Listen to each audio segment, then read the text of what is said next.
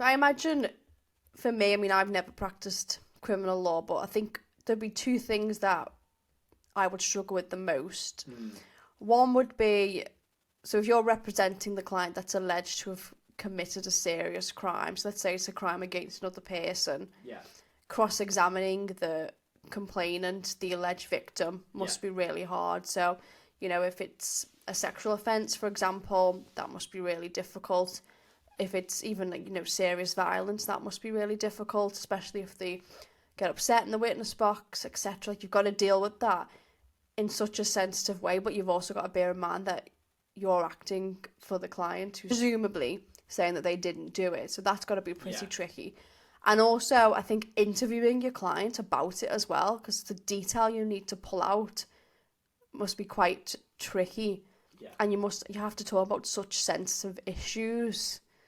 It's got to be hard getting all the information from the client. I think they're the two things that probably are, I would say, it would sound really difficult. Would you agree with that? Yeah, I think so. I think that is particularly tricky.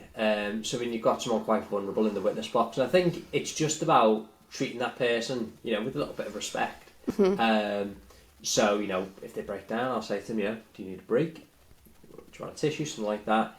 And then likewise, obtaining instructions from your clients on sensitive matters is something that's tricky. And once again, it's just something that comes with time. The more often that you're dealing with these sort of situations, the easier it becomes. And funny enough, it's not just on big, sort of tricky, sensitive cases where it's difficult to get details. Yeah. Sometimes it's even on simple matters, simple driving matters. You try and take instruction from a client. If it's someone who's quite young, they might be 18 or something, not used to talking to professionals, they're not easily opening up to you.